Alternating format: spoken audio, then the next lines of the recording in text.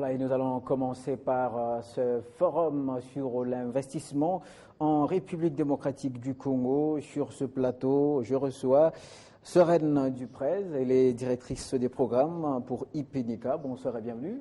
Bonsoir, merci pour votre accueil ce soir. Également David Mayumbo, vous êtes directeur commercial de la même entreprise. Bonsoir. Bonsoir. Alors, en lisant votre prospectus, je vois une occasion unique d'investir en RDC. Pourquoi? Exactement. Nous avons constaté une croissance économique actuelle vers 9,5% en 2015. Et justement, avec nos partenaires en Afrique du Sud et un peu partout dans le monde, il y a un intérêt qui augmente sérieusement pour venir investir et accéder aux opportunités commerciales ici dans la construction, dans le ciment et dans le béton. Alors, vous n'êtes qu'une entreprise médiatique. Où est le lien entre vous et les infrastructures, parce que c'est effectivement les domaines dans lesquels vous allez œuvrer? Bon, nous sommes une entreprise, bien sûr, de communication. Oui. Et ce que nous faisons, c'est la facilité. Et bien sûr, nous ramenons toutes les parties prenantes. Bien sûr, nous voyons d'abord c'est le gouvernement, donc le secteur privé, le partenaire peut-être international qui vont venir et bien sûr partager leurs connaissances et former des partenariats avec les locaux. Alors, lorsque j'ai lu votre prospectus, je constate que vous parlez un peu trop du ciment. Pourquoi cette focalisation sur le ciment? En fait, c'est le ciment et le béton qui est le matériel le plus utilisé au monde dans la construction de notre environnement. Et aussi, le ciment, ça peut être quelque chose qu'on peut utiliser pour mesurer la croissance économique du pays. Alors, ça veut dire quand le secteur du ciment grandisse, l'économie grandisse. Ça veut dire pour vous, qu'en RDC, vous êtes parti d'un constat pour venir en quelque sorte sensibiliser. Absolument. Nous avons un travail vraiment approfondi, vraiment niche dans le secteur de ciment et béton. Nos partenaires, ce sont Lafarge, les entreprises comme Dangote, Ciment de PPC en Afrique du Sud, Heidelberg. Nous avons l'habitude de travailler avec eux en Afrique du Sud, à Kenya, à Nigeria. Et aussi, cette idée de venir ici, accéder à vos opportunités en RDC, ça vient d'eux. Également parce que si on regarde dans le secteur du ciment, il y a beaucoup d'entreprises internationales qui sont de plus en plus intéressées de venir construire les cimenteries ici.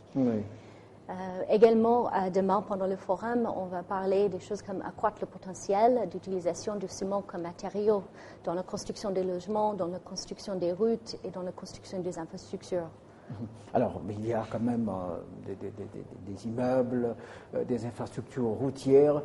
Pour vous, quelle est la nouveauté? Quelle est la particularité de votre action? La particularité de notre... c'est venir faire comme les autres ou plus que les autres? C'est bien sûr faire plus que les autres. La plupart des fois, les investisseurs ne savent pas exactement le climat d'affaires. Ils ont leur propre image qu'ils ont en tête. Mais quand il s'agit d'un forum où toutes les parties prenantes sont sur place, ils ont ce courage de venir rencontrer les gens et ils auront quand même la chance de partager avec les locaux. C'est comme ça qu'ils auront le courage de revenir un jour eux-mêmes. C'est comme ça qu'ils auront le courage, bien sûr, de commencer quelque chose quelque part. Alors, c'est ça notre particularité. Donc, nous allons quand même permettre à ces investisseurs de venir et rencontrer le marché local.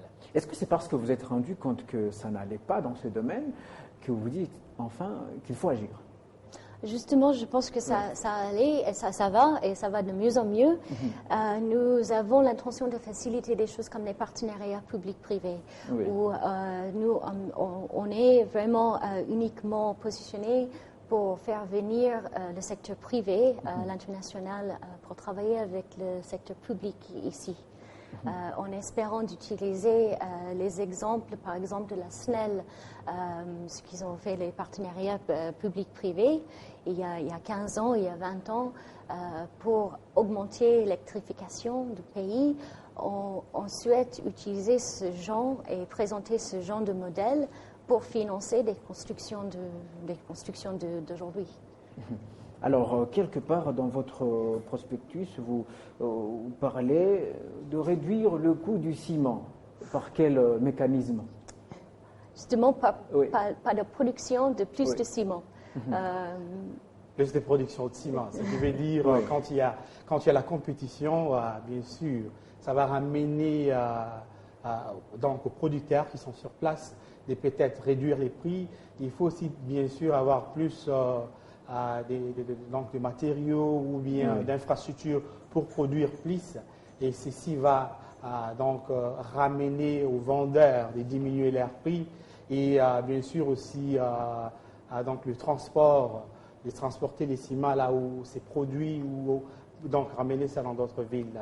C'est aussi parmi les choses qu'on doit normalement voir au forum, comment nous pouvons le faire mieux que nous le faisons maintenant, afin que les ciments ne puissent pas coûter trop cher.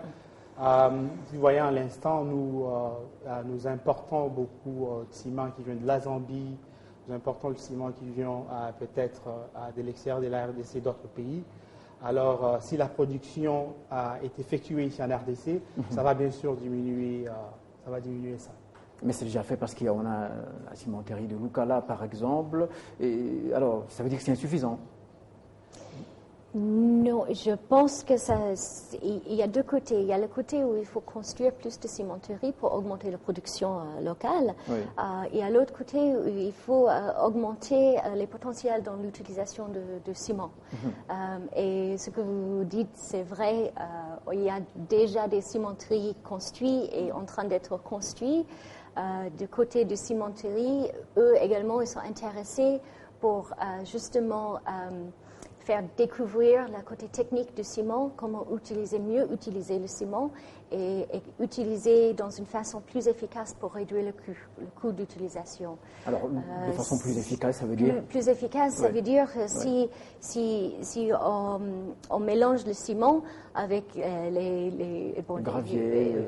Voilà, on peut utiliser moins de ciment et ça réduit le coût. Et en fait, on arrive à une construction beaucoup plus durable. Mais vraiment, c'est fait au niveau technique. Alors, où comptez-vous vous déployer dans un premier temps? Déployer dans quel sens? Ça veut dire quoi? Une fois que toutes les parties prenantes à votre forum seront d'accord, par où comptez-vous commencer?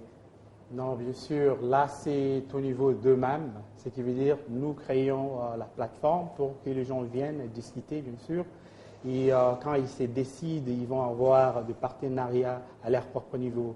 Ce qui veut dire, si vous voulez travailler avec un spécialiste, je ne sais pas dans quel secteur, ou bien une société de technologie que vous aimeriez travailler avec, vous vous mettez en communication avec eux et vous formez vos partenariats à partir de là. Donc, nous permettons juste, avec nos expertises, nous permettons juste que tout le monde, toutes les parties prenantes, que ce soit l'extérieur ou l'intérieur de la RDC, viennent à la table pour discuter des défis et bien sûr des opportunités que nous avons sur place. Alors, ces derniers temps, on déplore l'état des routes, récemment construites, mais très vite dégradées. Est-ce que vous y avez pensé lorsque vous avez initié cette action? Oui, encore une fois, on a pensé au niveau des matériaux qu'on utilise pour la construction. Oui. Justement, si on puisse réduire le coût de ciment, ça réduit le coût de construction des routes. Ça réduit le coût de construction des immeubles, des bâtiments. Et c'est là où on espère d'amener les entreprises qui puissent améliorer pour la production du ciment ici, pour réduire le coût partout dans le secteur de construction. Par exemple, il y a une entreprise allemande qui va venir, ils sont Losch, absolument, ils sont experts dans la construction des cimenteries. Eux, ils ont une technologie qui puisse introduire de l'efficacité énergétique dans les cimenteries, qui fait qu'on utilise moins d'énergie, on réduit les coûts de production et du coup, le matériel devient de plus en plus accessible à tout le monde pour les constructions. Alors, quelque part, on venait aussi lutter pour ce que vous appelez les dumpings en RDC. C'est constaté à quel niveau exactement? Ça veut dire que c'est une sorte de concurrence déloyale, non? Oui. C'est à quel niveau? Le dumping. Oui. Je ne suis pas vraiment en mesure de vous donner exactement à quel niveau le dumping se passe à l'instant. Oui. Donc, selon toute société ou toute personne, ils vont vous dire les différentes choses. Alors, je ne sais pas vraiment vous donner une réponse sur ça. Alors, je constate que pour vous, la privatisation, c'est, je dirais, la clé même pour que ce secteur avance. Pourquoi vous pensez comme ça? Je pense que ça sera l'introduction de plus de compétition dans le marché qui va mettre en question les prix et également les qualités des produits. La privatisation du secteur du ciment ici a déjà fait beaucoup de démarches pour que les autres investisseurs, les autres compagnies internationales viennent ici faire leur production. Et nous, on est là pour soutenir cette initiative, justement pour aider la RDC à réaliser toutes ces opportunités de développement. Alors, ce n'est pas que la RDC, je comprends que c'est toute l'Afrique centrale. Oui, c'est toute l'Afrique centrale. Et comment comptez-vous élargir vos actions au Congo-Brazzaville? Ça va se passer comment? Bon, premièrement, nous regardons d'abord la RDC. Et souvent, nous allons d'un pays à un autre. Donc, nos événements en Afrique du Sud s'occupent de l'Afrique du Sud, au Kenya, au Nigeria. Et cette fois-ci, en tant que fils du pays, nous nous sommes dit que nous puissions amener nos expertises et nos partenaires en RDC. Et c'est là où nous allons vraiment nous concentrer. Bien sûr, quand on sera prêt d'aller au Congo-Brazzaville avec l'aire de filles, avec l'aire marché, nous allons aussi nous occuper de ça. Mais maintenant, c'est la RDC. Alors, dans votre initiative, quand vous parlez de la RDC, que va gagner concrètement la RDC? Pour nous, on espère qui va gagner, ce sont les populations d'ici. J'espère que le gouvernement local va gagner avec la possibilité d'accéder à des gens qui ne connaissaient pas encore. Et surtout, les gens d'ici, on parle des problèmes d'infrastructure un peu partout en Afrique, par exemple les logements sociaux. Oui. On peut très bien construire les logements sociaux à un coût assez bas si on utilise le ciment. On veut découvrir un peu les opportunités là-dedans et on va avoir des intervenants sur le programme qui va parler de la potentialité justement pour livrer plus d'infrastructures ici. Voilà, merci beaucoup Madame Sorène Dupré, directrice des programmes pour IPENICA. Merci également à vous David Mayumbo, vous êtes directeur commercial. Directeur commercial.